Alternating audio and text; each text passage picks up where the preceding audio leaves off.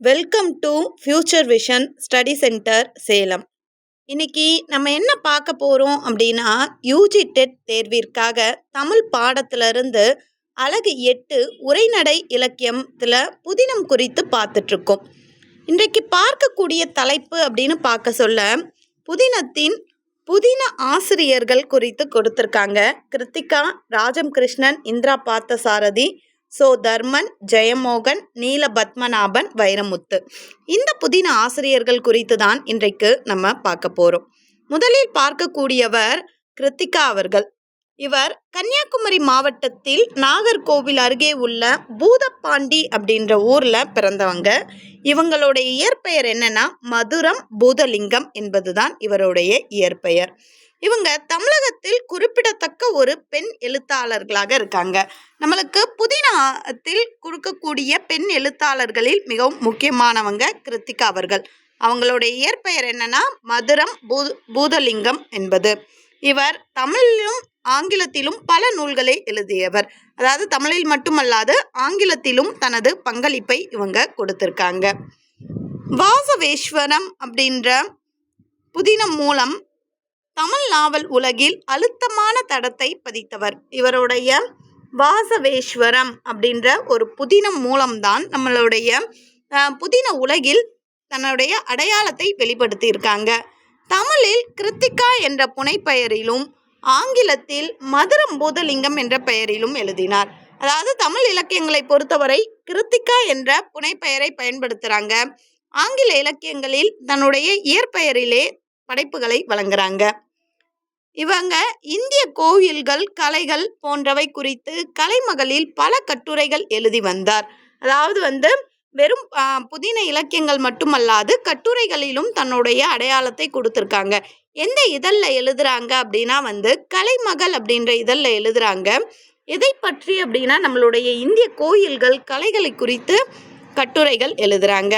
குழந்தைகளுக்காக ராமாயணம், மகாபாரதம், பாகவதம் என பல ஆங்கில நூல்களை எழுதினார். அதாவது குழந்தை இலக்கியங்களிலும் தடம் பதித்திருக்காங்க. பாரதியின் வாழ்க்கை வரலாற்றை ஆங்கிலத்தில் எழுதியுள்ளார். பாரதியாருடைய வாழ்க்கை வரலாற்றை ஆங்கிலத்தில் எழுதியிருக்காங்க. இதிகாச மறு ஆக்கம், இலக்கிய அறிமுகம், தமிழக சிற்பக்கலை ஆகியவற்றை பற்றி எல்லாம் எழுதியுள்ளார். இவருடைய படைப்புகள், இவருடைய புதினங்கள் அப்படின்னு சொல்ல புகை நடுவினில், சத்தியமேவ, வாசவேஸ்வரம், புதிய கோணங்கி, பொன்கூண்டு, தர்மசேஸ்திரே, நேற்றிருந்தோம், இதெல்லாம் இவங்களுடைய குறிப்பிடத்தக்க புதினங்கள் அப்படின்னு சொல்கிறாங்க. அதே போல் இவங்களுடைய குறும் புதினங்கள் அப்படின்னு சொல்ல யோகமும் போகமும் தீராத பிரச்சனை, இது என்னன்னா இவங்களுடைய குறும் புதினம் என்பதில் வரக்கூடியது. நாடகம் அப்படின்னா மனதிலே ஒரு மறு, மா ஜானகி, இது என்னன்னா இவங்களுடைய நாடகம். அடுத்து பார்க்கக்கூடிய ஆசிரியர் யாரு அப்படின்னா ராஜம் கிருஷ்ணம் அவர்கள். 1925 தமிழகத்தில் திருச்சிராப்பள்ளி மாவட்டத்தில் இருக்கக்கூடிய முசிறியில் பிறந்தவர். இவங்களுக்கு 15 வயதிலேயே திருமணம் செய்தாங்க. இவங்களுடைய கணவர் யார் அப்படின்னா ஒரு மின் பொறியியலாளர். இவர் எதற்காக இந்த விஷயத்தை இங்கே இன்க்ளூட் பண்ணுறாங்க அப்படின்னா இவங்களுடைய கணவர் ஒரு அரசு துறையில் மின் பொறியியலாளராக பணியாற்றக்கூடியவர். அதனால் நிறைய இடங்களுக்கு மாற்றலாகி போகிறாங்க. அதன் காரணமாக இவங்க என்ன பண்ணுறாங்கன்னா அந்த இடத்தில் வாழக்கூடிய ஒவ்வொரு மக்களுடனும் பழகி அந்த மக்கள் குறித்த வாழ்க்கை வரலாற்றை புதினமாக எழுதி பிரபலமடைந்தவர். அதனால தான் இந்த விஷயத்தை இங்கே பதிவு செய்கிறாங்க. பிறகு பல புத்தகங்களை படித்து தானே கதைகளை எழுத ஆரம்பித்தவர். இவருடைய கதைக்களம் எப்படிப்பட்டதாக இருக்கும்னா, தனது படைப்புக்காக தேர்ந்தெடுக்கும் கதைக்களம் உள்ள பகுதிகளுக்கு நேரில் சென்று அங்கு வாழும் மக்களோடு நெருங்கி பழகி உண்மை நிலைமைகளை அனுபவபூர்வமாக உணர்ந்து கொண்டு அந்த உணர்வையும் அவர்களது உண்மையான முன்னேற்றத்திற்கான லட்சியத்தையும் தம் எழுத்து வழியாக கொண்டு வந்தவர். அதாவது ஏதோ ஒரு கற்பனையில் கதை எழுதுறோம் அப்படின்றது இல்லாமல் அந்த மக்களோடு மக்களாக வாழ்ந்து அவங்களுக்கு என்ன மாதிரியான பிரச்சனைகள் இருக்கு என்பதை அனுபவபூர்வமாக உணர்ந்து கொண்டு அந்த பிரச்சனைகளுக்கான தீர்வையும் அவங்க வாழ்க்கைக்கான முன்னேற்றத்தையும் கொண்டு வருவதற்காக தன்னுடைய இலக்கியத்தை பயன்படுத்தினாங்க அப்படின்னு சொல்லலாம். அதே போல ராஜம் கிருஷ்ணனின் முதல் சிறுகதையான வெள்ளி டம்ளர் என்பது 1946 வெளிவருது. இதுதான் ராஜம் கிருஷ்ணனின் முதல் சிறுகதை. அதே போல 1948 சுதந்திர ஜோதி என்ற நாவல் மூலம் எழுத்து உலகில் நாவல் ஆசிரியராக அறிமுகமாகிறாரு. கோவா சுதந்திர போராட்டத்தின் பின்னணியில் 1969 வலைக்கரம் அப்படின்ற நாவலை எழுதுறாங்க. இது பெண்களுடைய வீரத்தை பேசக்கூடியது. 1970களில் உப்பு காற்றும் மக்களின் வாழ்க்கையை ஆராய்ந்து கரிப்பு மணிகள் அப்படின்ற ஒரு நாவலை எழுதுறாங்க. அதாவது உப்பள தொழிலாளர்களுடைய வாழ்க்கையை மையப்படுத்திய நாவல் தான் இந்த கரிப்பு மணிகள். இதை 1970 எழுதுறாங்க. நீலகிரி படுகை இன மக்கள் பழங்குடிகளின் வாழ்க்கையை குறித்து குறிஞ்சி தேன் என்னும் நாவலில் ஆராய்ந்தார். அதாவது குறிஞ்சி என்பது விடுபட்டிருக்கு. குறிஞ்சி தேன் என்பது நீலகிரியில் வாழக்கூடிய ஒரு படுகை இன மக்கள். அந்த நூல் மூலமாக இவர் என்ன பண்ணுறாங்கன்னா மலைவாழ் மக்களுடைய வாழ்க்கை முறைகளை உலகிற்கு கொண்டு வராரு. முள்ளும் மலரும் சம்பல் பள்ளத்தாக்கு கொள்ளையரை பற்றிய நாவல். பீகார் கொள்ளை கூட்ட தலைவன் டாக்குமான்சியை சந்தித்து இந்நாவலை எழுதினார். அதாவது முள்ளும் மலரும் என்பது சம்பல் பள்ளத்தாக்கில் வாழக்கூடிய கொள்ளையர்களை பற்றிய நாவல். பீகாரில் இருக்கக்கூடிய ஒரு கொள்ளை கூட்ட தலைவன டாக்குமான்சி அவர் பேர். அவரை நேரடியாக சந்தித்து அந்த நாவலை இவர் எழுதினார். கம்யூனிஸ்ட் தலைவரான மணலூர் மணியம்மை பற்றி பாதையில் பதிந்த அடிகள் என்னும் நாவலை எழுதினார். அதாவது கம்யூனிஸ்ட் கட்சியின் தலைவராக இருக்கக்கூடிய மணியம்மை அவர்களை பற்றி பாதையில் பதிந்த அடிகள் அப்படின்ற நாவலையும் எழுதியிருக்காங்க. அமுதமாகி வருகை என்பது 5 ஆண்டு திட்டத்தின் அரும் சாதனையை குறித்து எழுதுறாங்க. வேருக்கு நீர் என்ற நாவல் அன்பு தியாகமே நாட்டு வாழ்வான் மரத்தின் வேருக்கு நீர் என காட்டுவது. அன்பும் தியாகமும் மட்டும்தான் ஒரு நாட்டிற்கு நீராக அமையக்கூடியது என்பதை மையப்படுத்துவதாக இந்த வேருக்கு நீர் என்பது இருக்கு. அதே மாதிரி இவங்களுடைய நாவல் என்னன்னா அலைவாய் கரையினிலே. இது யாருடைய வாழ்வியல் பற்றி பேசுதுன்னா மீனவருடைய வாழ்வியல் பற்றி பேசுது. கூட்டுக்குஞ்சுகள் என்பது சிவகாசியில் தீப்பெட்டி தொழிற்சாலையில் வேலை பார்க்கக்கூடிய தொழிலாளர்களை பற்றியது. மன்னகத்து பூந்துகில் என்பது பெண் சிசு கொலையை பற்றியது. மனதேவியின் மைந்தர்கள் இது யாருன்னா ராமனுடைய மகன்களான லவகுசா பற்றியது. அப்போ இவங்களுடைய ஒவ்வொரு நாவலும் ஒவ்வொரு வித்தியாசமான கதை அமைப்பையும் கதைக்களத்தையும் கொண்டு விளங்குது. முதலாக உயிருடன் இருந்தபோதே 2009 தமிழக அரசால் இவருடைய நூல்கள் நாட்டுடைமை ஆக்கப்பட்டுள்ளன. நிறைய ஆசிரியர்களுடைய நூல்கள் நாட்டுடைமை ஆகியிருக்கு. ஆனால் அது அவங்களுடைய இறப்புக்கு பிறகு நடந்த விஷயம். முதலாக இவங்க உயிரோடு இருக்கும் பொழுதே 2009 தமிழக அரசு இவருடைய புத்தகங்கள் அனைத்தையும் நாட்டுடைமையாக்குகிறது. அரசியல் நிலையை கருப்பொருளாக வைத்து ராஜம் கிருஷ்ணன் எழுதிய வேருக்கு நீர் என்பது கட்சிகள் நிறைய தோன்றி குழப்பத்தை ஏற்படுத்துவதை காட்டுது. அப்போ வேருக்கு நீர் என்னக்கூடிய அந்த நாவல் கட்சிகள் சமுதாயத்தில் எத்தகைய குழப்பத்தை மக்கள் மனதில் ஏற்படுத்துகின்றன என்பதை குறித்தும் அன்பும் தியாகமும் தான் உண்மையான வளர்ச்சிக்கு அமையக்கூடியது என்பதை குறித்தும் எழுதக்கூடியதாக இருக்கு. அதே மாதிரி அதுக்கு அடுத்து ரோஜா இதழ்கள் நாவல்ல ராஜம் கிருஷ்ணன் விடுதலைக்கு பிறகு தமிழ்நாட்டின் சமீப கால அளவில் மாறுதல்களை வியக்கத்தக்க நடப்பியல் முறையில் கையாண்டு இருக்கிறார். ரோஜா இதழ்கள் அப்படின்ற நாவல்ல விடுதலைக்கு அப்புறமா இந்த சமுதாயத்தில் என்ன மாதிரியான சூழல்கள்லாம் நிலவச்சு என்பதை அழகாக படம் பிடித்து காட்டுறாரு. ஒரு மலைப்பகுதியில் செயலாற்றப்படும் மின்விசை திட்டத்தை பற்றியது அமுதமாகி வருக. அப்போ மின்விசை திட்டத்தை பற்றியது அப்படின்னு கேட்க சொல்ல அமுதமாகி வருக அப்படின்ற நாவல் ஞாபகம் வரணும். பெண் குரல், ரோஜா இதழ் இந்த இரண்டுமே பெண்ணின் நிலைக்காதல், கவலை, மனச்சிக்கலை காட்டுவதாக அமைது. இவங்களுடைய படைப்புகள் அப்படின்னு சொல்ல சுதந்திர ஜோதி 1948, குறிஞ்சி தேன் 1963, வலைக்கழகம் 1969, வேருக்கு நீர் 1973, ரோஜா இதழ்கள் 1974, கரிப்பு மணிகள் 1980, சேற்றில் மனிதர்கள் 1983. அதே மாதிரி அமுதமாகி வருக, அழுக்கு 1990, அவள் அலைகள் 1965, அலைவாய் கரையினிலே. இது எல்லாமே அவங்களுடைய முக்கியமான புதினங்களில் ஒன்றாக குறிப்பிடப்படுறது. அன்னையர் பூமி, அன்புக்கடல், ஆண்களோடு பெண்களும், இடிபாடுகள், கதைக்கனிகள், கரிப்பு மணிகள், காக்காணி, இது எல்லாமே என்னன்னா அவங்களுடைய முக்கிய படைப்புகளாக இருக்கு. உத்தரகாண்டம், உயிர் விளையும் நிலங்கள், ஓசைகள் அடங்கிய பிறகு, கட்டுக்காவல், சத்தியவேள்வி, சலனங்கள்.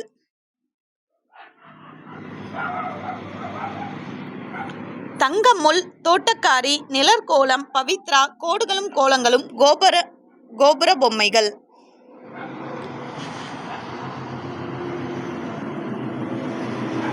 இவர்களில் பெண்ணியம் சார்ந்து குறிப்பிடத்தக்க கூடிய கட்டுரைகள்லாம் காலந்தோறும் பெண், காலந்தோறும் பெண்மை, யாதுமாகி நின்றாய், இந்திய சமுதாய வரலாற்றில் பெண்மை, இதெல்லாம் ரொம்ப முக்கியமான நூல்களாக குறிப்பிடத்தக்கவையாக இருக்குது.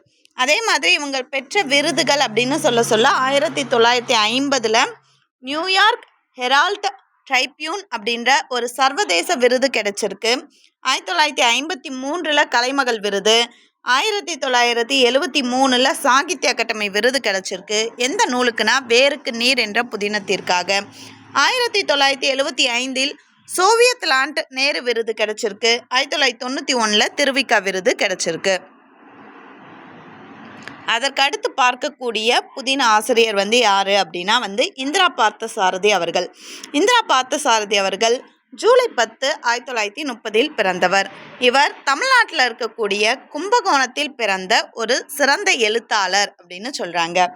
40 ஆண்டுகள் டெல்லி பல்கலைக்கழகத்தில் தமிழ் பேராசிரியராக பணியாற்றியவர். போலந்து நாட்டில் வர்ஷா நகரில் அமைந்துள்ள வர்ஷா பல்கலைக்கழகத்தில் இந்திய தத்துவமும் பண்பாடும் கற்பிக்கும் ஆசிரியராக அயலிட பணியில் பணியாற்றியவர். இவர் நிறைய பல்கலைக்கழகங்களில் பணியாற்றிய ஒரு பேராசிரியர் தான் இந்திரா பார்த்தசாரதி அவர்கள். இவர் முதலில் ஆனந்த விகடன் போன்ற கிழமை இதழ்களில், அதாவது வார இதழ்களில் தான் எழுத தொடங்குறாரு. பின்னர் தீபம்,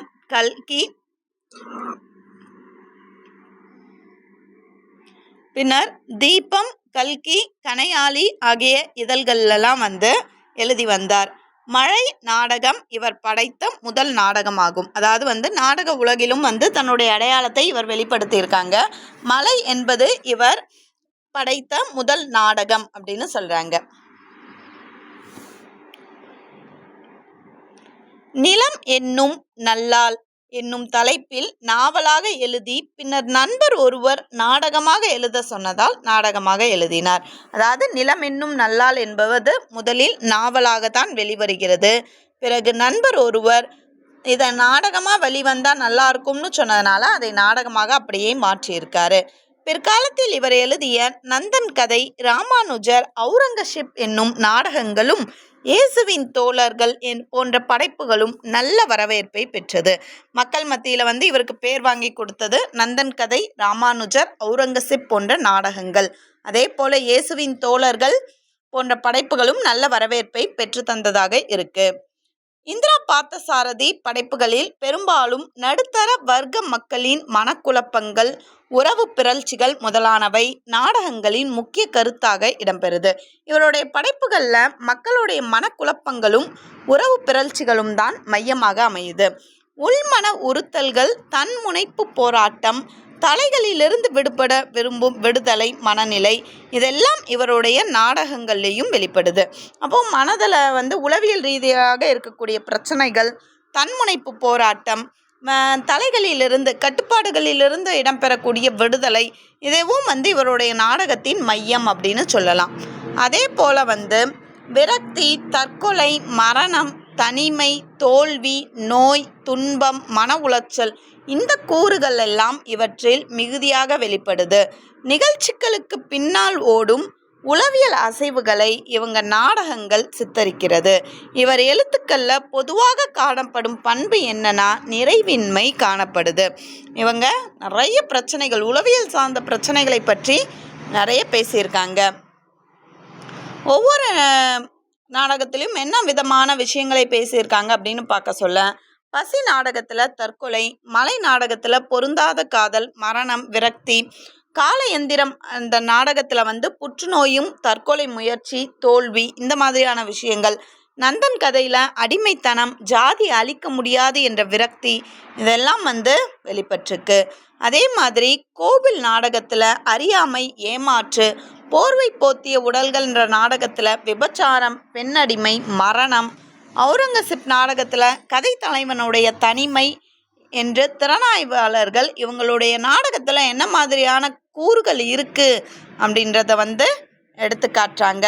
இவங்களுடைய படைப்புகள் அப்படின்னு பார்க்க சொல்ல புதினங்களில் தொடங்கி அக்னி, ஆகாச தாமரை, இயேசுவின் தோழர்கள், காலவெள்ளம், கிருஷ்ணா கிருஷ்ணா, குருதி புனல், இதெல்லாம் இவங்களுடைய புதினங்கள் அப்படின்ற வரிசையில் வருது. அதே மாதிரி சத்திய சோதனை, சுதந்திர பூமி, தந்திர பூமி, திரைகளுக்கு அப்பால், தீவுகள், மாயமான் வேட்டை, இவையும் வந்திருக்கு.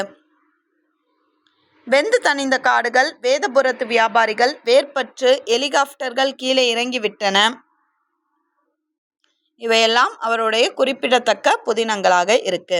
அதே மாதிரி இவங்களுடைய விருதுகள் அப்படின்னு பார்க்க சொல்ல 1977 குருதி புனல் அப்படின்ற புதினத்துக்காக சாகித்ய அகாடமி விருது வாங்குறாங்க. அதுக்கு அடுத்து சரஸ்வதி சம்மான் விருது, சாகித்ய அகாடமி விருது குருதி புனல் அப்படின்ற நூலுக்காக வாங்கியிருக்காங்க. பாரதிய பாஷா பரிஷத் விருது 2010 பத்மஸ்ரீ விருதும் இவங்களுக்கு கிடைச்சிருக்கு. அதற்கு அடுத்த புதின ஆசிரியர் யாரு அப்படின்னு பார்க்க சொல்ல சோ தர்மன் அவர்களை பற்றி பார்க்கலாம். சோ தர்மன் அப்படின்னு சொல்ல இவருடைய இயற்பெயர் என்னன்னா தர்மராஜ் என்பது.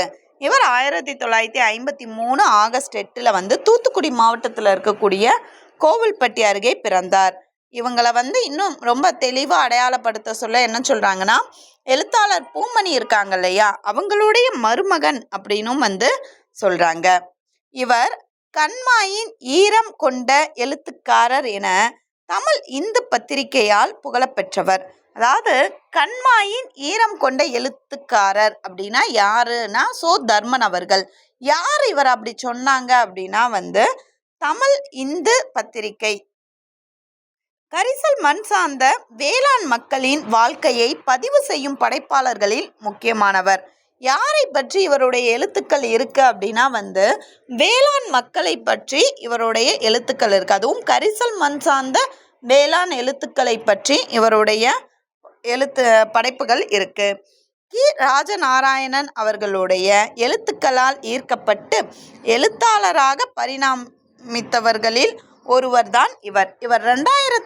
2019 வரை கிட்டத்தட்ட 13 நூல்களை தமிழ் இலக்கியத்திற்கு கொடுத்திருக்காங்க.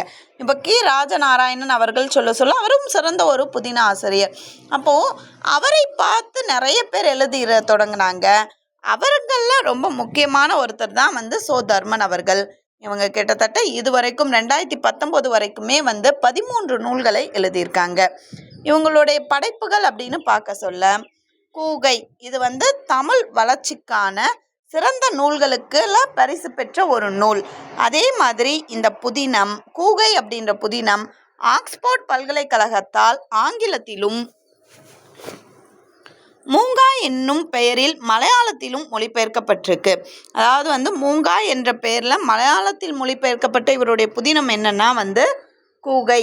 இந்த கூகை அப்படின்றதுக்கு நம்மளுடைய தமிழ் வளர்ச்சித்துறை சிறந்த நூலுக்கான விருது கொடுத்துருக்கு. அதே மாதிரி இந்த புதினம் ஆக்ஸ்போர்ட் பல்கலைக்கழகத்தால் ஆங்கிலத்தில் மொழிபெயர்க்கப்பட்டிருக்கு. மூங்கா என்னும் பெயரில் மலையாளத்திலும் மொழிபெயர்க்கப்பட்டிருக்கு. 2016 சூல் அப்படின்ற நாவலுக்காக சுஜாதா விருதையும் சாகித்ய அகாடமி விருதையும் வாங்கியிருக்கு. சூல் அப்படின்ற நாவல் சுஜாதா விருதையும் சாகித்ய அகாடமி விருதையும் வாங்கியிருக்கு. எப்போனா 2016. அதே மாதிரி தூர்வை அப்படின்ற நூல் 2017 17 வாங்கியிருக்கு. 13வது மையவாடி 2020. இவங்களுடைய சிறுகதை தொகுதிகள் அப்படின்னு சொல்ல ஈரம் என்பது சிறுகதை தொகுதி, சோகவனம், வனக்குமாரன், அன்பின் சிப்பி, நீர்ப்பலி, இதெல்லாம் இவருடைய சிறுகதை தொகுதிகள். இவங்க வாழ்க்கை வரலாறு அப்படின்னு சொல்ல வள்ளிசை கலைஞர் பிச்சைக்குட்டி என்பவருடைய வாழ்க்கை வரலாறை 2014 எழுதி வெளியிடுறாங்க. இவங்க வாங்கின விருது, இப்போ முன்னாடி பார்த்த மாதிரி ஒரு சில புத்தகங்கள் தமிழக அரசின் விருதெல்லாம் வாங்கினாங்க இல்லையா, அதே மாதிரி இவங்களுடைய விருதுகள் அப்படின்னு பார்க்க சொல்ல 1992 மற்றும் 94 ஆண்டுகளில் இலக்கிய சிந்தனையின் சிறந்த சிறுகதைக்கான விருதினை பெற்றிருக்காங்க. கூகை என்னும் புதினத்துக்காக தமிழ்நாடு அரசின் தமிழ் வளர்ச்சித்துறையின் விருதையும் 2005 ஆண்டிற்கான சிறந்த நூலுக்கான விருதை வாங்கியிருக்காங்க. இலக்கிய சிந்தனையின் சிற்பி அப்படின்ற விருது 1992, 94 ஆண்டுகளில் கிடச்சிருக்கு. 2005 கூகை என்ற புதினம் தமிழக அரசின் சிறந்த நூல் என்ற வரிசையில் இடம்பெற்று விருது வாங்கியிருக்கு. சூல் என்னும் புதினத்துக்காக 2016 ஆண்டில் சுஜாதா விருதையும், அதே சூல் என்ற புதினத்திற்காக 2019 ஆண்டில் சாகித்ய அகாடமி விருதையும் வாங்கியிருக்காங்க. தமிழ் இலக்கிய பங்களிப்பிற்காக மனோன்மணியம் சுந்தரனார் பல்கலைக்கழகம் வழங்கும் மனோன்மணியம் சுந்தரனார் விருது 2019 கிடச்சிருக்கு.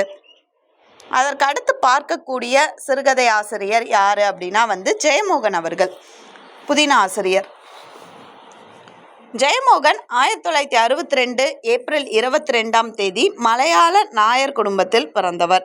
இவர் ஒரு மனநோயாளிக்கு தீவிரத்துடன் எழுதினேன் என்கிறார். அதாவது தன்னுடைய எழுத்துக்களை பற்றி ஒரு சில ஆசிரியர்கள் அவர்களே பதிவு செய்வாங்க. அதே மாதிரி ஜெயமோகன் அவர்கள் தான் ஒரு மனநோயாளிக்குரிய தீவிரம், ஒரு மனநோயாளி எப்படி ஒரு விஷயத்தை ரொம்ப ஆழமாக பிடிச்சிட்டு அங்கேயே நிற்பாங்களோ அதே தீவிரத்தோடு நான் எழுதினேன் அப்படின்ற மாதிரி சொல்கிறாரு. 1998 முதல் 2004 வரை சொல் புதிது என்ற சுற்றுதலை நண்பர்களுடன் இணைத்து நடத்தினார். அதாவது சொல் புதிது அப்படின்ற ஒரு சிற்றிதழ். அந்த சிற்றிதழை 1998 தொடங்கி கிட்டத்தட்ட 2004 வரைக்கும் அவர் நண்பர்களுடன் இணைந்து எழுதுகிறாரு. மலையாள கவிஞர் ஆற்று ரவிவர்மாவை தன் ஆசிரியராகவும் முன்னோடியாகவும் குறிப்பிடுகிறார். தனக்கு ஆசிரியரும் தனக்கான முன்னோடியும் யார் அப்படின்னா மலையாள கவிஞர் ஆற்று ரவிவர்மா அவர்கள். ஜெயமோகனின் வாசகர்கள் இணைந்து விஷ்ணுபுரம் இலக்கிய வட்டம் என்னும் இலக்கிய அமைப்பை உருவாக்கி இருக்கிறார்கள். அவங்களுடைய புகழ்மிக்க நாவலான விஷ்ணுபுரம் என்ற பெயரால் விருது வழங்குகிறாங்க. அதாவது ஜெயமோகன் முன்னாடி பார்த்த ஒரு புதின ஆசிரியர், அவங்களுடைய வாசகர்கள் அனைவரும் இணைந்து விஷ்ணுபுரம் அப்படின்ற ஒரு இலக்கிய அமைப்பை நடத்திட்டு வராங்க.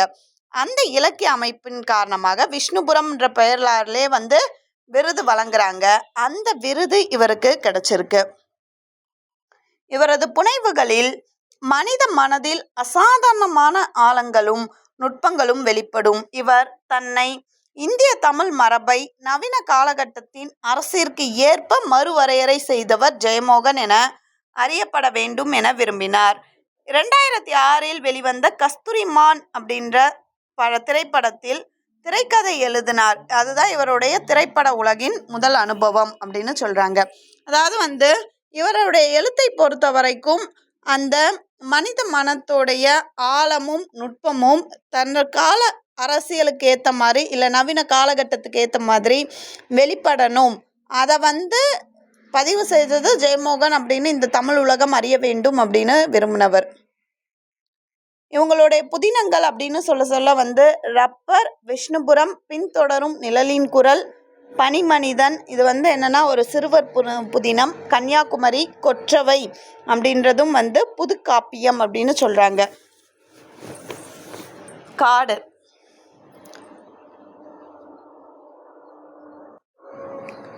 ஏழாம் உலகம், அனல் காற்று, இரவு, உலோகம், அதே மாதிரி கன்னி நிலம், வெள்ளை யானை, இதுவும் இவங்களுடைய குறிப்பிடத்தக்க சில புதினங்களில் முக்கியமானவை.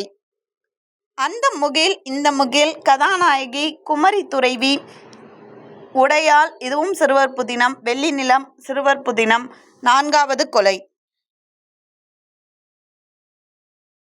மண், 1000 கால் மண்டபம், திசைகளின் நடுவே, கூந்தல், ஜெயமோகன் சிறுகதைகள் இவையும் என்னன்னா குறிப்பிடத்தக்க புதினங்கள். அதே மாதிரி ஜெயமோகன் அவர்களுடைய குறு நாவல்கள் அப்படின்னு சொல்ல பேய் கதைகளும் தேவதை கதைகளும், ஊமை சென்னாய், அறம், வெண்கடல், ஈராறு கால் கொண்டெழும் புரவி இதெல்லாம் இவங்களுடைய குறும் நாவல்கள். இவங்களுடைய நாடகம் அப்படின்னு பார்த்தோம்னா வடக்கு முகம். இது மொத்தமாகவே நாடகங்களுடைய தொகுப்பு அப்படின்னு சொல்கிறாங்க. இவர் என்ன மாதிரியான விருதுகள்லாம் வாங்கியிருக்காங்க அப்படின்னா 1990 அகில நினைவு போட்டியோடைய பரிசை வாங்கினாங்க. 92 கதா விருது வாங்கியிருக்காங்க. 94 சமஸ்கிருதி சம்மான் தேசிய விருது வாங்கியிருக்காங்க. 2008 பாவலர் விருதும் வாங்கியிருக்காங்க. அதே போல் 2010 முதல் இவருடைய படைப்பான விஷ்ணுபுரம் அப்படின்ற பெயரால் விஷ்ணுபுரம் இலக்கிய வட்டம் விருது ஒன்றை அளிக்கிறது. 2010 இவங்க எழுதின விஷ்ணுபுரம் என்பதை மையப்படுத்தி விஷ்ணுபுரம் இலக்கிய வட்டம் என்ற இலக்கிய அமைப்பு விஷ்ணுபுர விருதை ஒவ்வொரு சிறந்த படைப்பாளர்களுக்கும் வழங்கிட்டு வருது. 2011 அறம் அப்படின்ற சிறுகதை தொகுதிக்காக முகம் விருது வாங்கியிருக்காங்க. 2012 சிறந்த திரைக்கதைக்காக கேரளா ஃபிலிம் கிரிட்டிக்ஸோடைய விருது ஒளிமுறி அப்படின்றத வாங்கியிருக்காங்க. 2012 சிறந்த திரைக்கதைக்கான டி.ஏ. ஆஷாத் விருது வாங்கியிருக்காங்க. 2014 கன்னட தமிழ் இலக்கிய தோட்டம் வழங்கிய இயல் விருதையும் வாங்கியிருக்காங்க. அதற்கடுத்து பார்க்கக்கூடிய ஆசிரியர் நீல பத்மநாபன் அவர்கள். இவர் கன்னியாகுமரி மாவட்டத்தில் 1938 26ஆம் நாள் பிறந்தார். இவருடைய படைப்புகள் கடந்த 25 ஆண்டு கால நவீனத்துவ வடிவ இலக்கணத்தால் மதிப்பிடப்பட்டு எதிர்மறைகள் சுட்டப்படுகின்றன. அதாவது இவருடைய படைப்புகள் என்பது கொஞ்சம் நவீனத்துவமாகவும் எதிர்மறை கருத்துக்களை கொடுப்பவையாகவும் அமைகிறது. இவங்களுடைய புதினங்கள் அப்படின்னு சொல்ல தலைமுறைகள், பள்ளிகொண்டபுரம், ஃபைல்கள், உறவுகள், மின்னுலகம், நேற்று வந்தவன், உதய தாரகை இதெல்லாம் இவங்களுடைய முக்கியமான புதினங்கள். வட்டத்தின் வெளியே, பகவதி கோயில் தெரு, போதையில் கரைந்தவர்கள், தீ, முறிவுகள், தேரோடும் வீதி, பாவம் செய்யாதவர்கள், வெள்ளம், கூண்டினுள் பட்சிகள், யாத்திரை, அனுபவங்கள், சமர். இலையுதிர் காலம் 2004 இவை அனைத்தும் நாவல்கள் அடங்கிய நீல பத்மநாபனின் நாவல்கள் என்ற தொகுப்பாக வெளிவருது. அப்போ கிட்டத்தட்ட இவருடைய நாவல்கள் மொத்தமும் தொகுத்து 2004 நீல பத்மநாபனின் நாவல்கள் என்ற பெயரில் ஒரு முழு புத்தகமாக வெளிவருது. இவங்களுடைய சிறுகதைகள் அப்படின்னு சொல்ல மோகம் 30 ஆண்டு, சண்டையும் சமாதானமும், 3வது நாள், 2வது முகம், நமக்காகவா, சிறகடிகள். அதுக்கடுத்து சத்தியத்தின் சன்னதியில், வானவீதியில், அவரவர் அந்தரங்கம், பிறவி பெருங்கடல், கொட்டாரம் இதுவும் இவருடைய சிறுகதைகள். இவங்க வாங்கின விருதுகள் அப்படின்னு பார்த்தோம்னா உறவுகள் என்னும் புதினத்துக்காக ராஜா சார் அண்ணாமலை செட்டியாருடைய பரிசினை வாங்கியிருக்காங்க. அப்போது உறவுகள் அப்படின்ற புதினம் அந்த புதினத்திற்காக ராஜா அண்ணாமலை செட்டியார் விருது வாங்கியிருக்காங்க. முதியோர் இல்லத்தை கதைக்கலனாக கொண்டு நீல பத்மநாபன் எழுதிய இலையுதிர் காலம் அப்படின்ற புதினம் 2007 தமிழ் நூல்களுக்கான சாகித்ய அகாடமி விருதையும், கோவை கஸ்தூரி சீனிவாசன் அறநிலையத்தின் ரங்கம்மாள் பரிசுக்கும் தேர்ந்தெடுக்கப்பட்டுள்ளது. அதாவது சாகித்ய அகாடமி விருது இலையுதிர் காலம் அப்படின்ற நாவலுக்காக கிடச்சிருக்கு. எப்போனா 2007 அதே மாதிரி கோவை கஸ்தூரி சீனிவாசன் அறநிலையத்தின் ரங்கம்மாள் பரிசுக்கும் அந்த நாவலானது தேர்வு செய்யப்பட்டது அப்படின்னு சொல்கிறாங்க. அதற்கடுத்து மொழிபெயர்ப்பிற்கான சாகித்ய அகாடமி விருது வாங்கியிருக்காங்க. தமிழ்நாடு அரசு விருது வாங்கியிருக்காங்க. மைசூர் CIIRன் பாஷா பரிஷத் பாரதி பரிசு வாங்கியிருக்காங்க. அதுக்கடுத்து தமிழ் அன்னை விருதும் வாங்கியிருக்காங்க. அதற்கு அடுத்த புதின ஆசிரியர் யார் அப்படின்னா வைரமுத்து அவர்கள். தேனி மாவட்டத்தில் இருக்கக்கூடிய பெரியகுளம் அருகில் உள்ள வடுகப்பட்டியில் பிறந்தவர் தான் வைரமுத்து அவர்கள். இவர் ஒரு புகழ்பெற்ற தமிழ் திரைப்பட ஆசிரியர், கவிஞர்னு சொல்லலாம். இந்த புதின ஆசிரியரை பற்றி நம்ம நிறைய பேருக்கு தெரிஞ்சிருக்கோம். அதே மாதிரி இலக்கியங்களை திரையுலகில் நம்ம பார்க்கக்கூடிய பல வாய்ப்புகளுக்கு இவர் ஒரு உதாரணமாக இருக்காங்க. சிறந்த பாடல் ஆசிரியருக்கான இந்திய அரசுடைய விருதை கிட்டத்தட்ட 7 முறை பெற்றிருக்காங்க. இவங்களுடைய நிழல்கள் என்னும் திரைப்படத்தில் பொன் மாலை பொழுது என்னும் பாடலை முதல்ல எழுதி திரையுலகிற்கு அறிமுகமாகறாங்க. எப்போனா 1980. அதற்கடுத்து அப்போ தொடங்கி 2009 ஜனவரி வரைக்குமே 5800 பாடல்களை எழுதியிருக்காங்க. கிட்டத்தட்ட 15 வருடத்துக்கு முன்னாடியே 5800 பாடல்கள். இப்போ கிட்டத்தட்ட ஒரு 10,000த்துக்கும் அதிகமான பாடல்களை எழுதியிருப்பார். இவங்களுடைய கவிதை தொகுப்புகள் அப்படின்னு பார்க்க சொல்ல வைகறை மேகங்கள், திருத்தி எழுதிய தீர்ப்புகள், இன்னொரு தேசிய கீதம், எனது பழைய பனையோலைகள், கவிராஜன் கதை, இதெல்லாம் இவருடைய கவிதை தொகுப்புகள். இரத்த தானம், இந்த பூக்கள் விற்பனைக்கல்ல, தமிழுக்கு நிறமுண்டு, பெய்யென பெய்யும் மழை, எல்லா நதிகளிலும் எங்கள் ஓடங்கள், கொடிமரத்தின் வேர்கள். புதினங்கள் அப்படின்னா வானம் தொட்டுவிடும் தூரம்தான், மீண்டும் என் தொட்டிலுக்கு, வில்லோடு வா நிலவே, இது ஒரு வரலாற்று நாவல் அப்படின்னு சொல்கிறாங்க. சிகரங்களை நோக்கி, ஒரு போர்க்களமும் 2 பூக்களும், காவி நிறத்தில் ஒரு காதல், தண்ணீர் தேசம், கள்ளிக்காட்டு இதிகாசம், இது ஆனந்த விகடனில் தொடராக வெளிவருது. அதே மாதிரி கருவாச்சி காவியம், இதுவும் ஆனந்த விகடனில் தொடராக வெளிவந்தது. 3ஆம் உலகப்போர் ஆனந்த விகடனில் தொடராக வெளிவந்தவை. அதுக்கு அடுத்து கட்டுரைகள், கல்வெட்டுக்கள், என் ஜன்னலின் வழியே, நேற்று போட்ட கோலம், ஒரு மௌனத்தின் சப்தங்கள், சிற்பியே உன்னை செதுக்குகிறேன், இதெல்லாம் அவருடைய கட்டுரைகள். வடுகப்பட்டி முதல் வால்கா வரை, இதனால் சகலமானவர்களுக்கும், இந்த குளத்தில் கல்லெறிந்தவர்கள், கொஞ்சம் தேநீர் நிறைய வானம், தமிழாற்றுப்படை. இவருடைய விருது பெற்ற பாடல்கள் அப்படின்னு சொல்ல கிட்டத்தட்ட ஒரு 7 முறை தேசிய விருது வாங்கியிருக்காங்க. அப்போ என்னென்னா அனைத்து பாடல்களுக்கும் முதல் மரியாதை அப்படின்ற திரைப்படம் 1985 வெளிவருது. இந்த படத்தில் இடம்பெற்ற அனைத்து பாடல்களுக்கும் சேர்த்து ஒரு விருது வாங்கியிருக்காங்க. சின்ன சின்ன ஆசை அப்படின்ற பாடலுக்காக, ரோஜா திரைப்படத்தில் இடம்பெறக்கூடிய சின்ன சின்ன ஆசை அப்படின்ற பாடலுக்காக 1992 ஒரு விருது வாங்கியிருக்காங்க. அதுக்கடுத்து கருத்தம்மா திரைப்படத்தில் போராளே பொண்ணுத்தாயி அப்படின்ற படத்துக்காகவும், பவித்ரா திரைப்படத்தில் உயிரும் நீயே அப்படின்ற பாடலுக்காக 1994 விருது வாங்கியிருக்காங்க. சங்கமம் அப்படின்ற திரைப்படத்தில் இடம்பெறக்கூடிய முதன்முறை கிள்ளி பார்த்தேன் அப்படின்ற பாடலுக்காக 1999 விருது வாங்கியிருக்காங்க.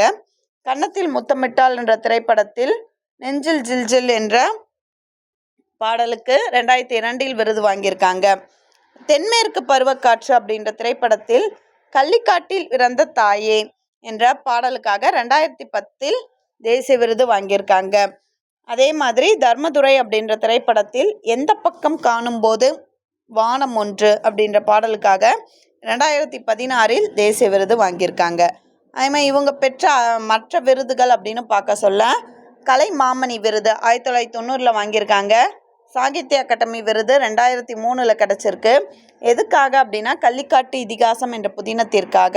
பத்மபூஷன் விருது 2014. சிறந்த தமிழ் திரைப்பட பாடலாசிரியருக்கான தேசிய விருது கிட்டத்தட்ட 6 முறை வாங்கியிருக்காங்க. நம்ம இப்போ கிட்டத்தட்ட ஒரு 6 புதின ஆசிரியர்களை குறித்து பார்த்தோம். இப்போ அவங்களிருந்து ஒரு சில மாதிரி வினாக்களை பார்க்கலாம். கிருத்திகா என்ற புனைப்பெயர் கொண்ட ஆசிரியர் யார்? கிருத்திகா என்ற புனைப்பெயர் கொண்ட ஆசிரியர் யார் அப்படின்னா பூதலிங்கம். பூதலிங்கம் அவங்களுடைய புனைப்பெயர் தான் என்னன்னா கிருத்திகா என்பது. கிருத்திகா என்ற புனைப்பெயர் கொண்ட ஆசிரியர் யார் அப்படின்னா பூதலிங்கம் அவர்கள். பூதலிங்கம் அப்படின்ற ஒரு பெண் எழுத்தாளர் தான் தனது புனைப்பெயராக கிருத்திகா என்பதை வைத்துள்ளார். அதற்கடுத்து சோ தர்மன் அவர்களின் தமிழ் வளர்ச்சிக்கான பரிசு பெற்ற நூல் எது? சோ தர்மன் அவர்களுடைய தமிழ் வளர்ச்சிக்கான பரிசு பெற்ற நூல் என்ன அப்படின்னா கூகை என்பது. கூகை அப்படின்ற நூல் தான் தமிழ் வளர்ச்சிக்கான பரிசும் பெற்றது. மூங்கா என்பது அதனுடைய மலையாள மொழிபெயர்ப்பு. சூல் என்பது நம்மளுடைய சாகித்ய அகாடமி விருது வாங்கியிருக்கோம். அதே போல் குருதி புனல் என்ற புதினம் எந்த சம்பவத்தை மையப்படுத்தியதாக அமைகிறது? குருதி புனல் என்ற புதினம் எந்த சம்பவத்தை மையப்படுத்தியதாக அமைகிறது அப்படின்னா வெண்மணி சம்பவம். வெண்மணி சம்பவத்தை மையப்படுத்தியதாக தான் இந்திரா பார்த்தசாரதி குருதி புனல் அப்படின்ற நூலை எழுதுகிறாங்க, புதினத்தை எழுதுகிறாங்க.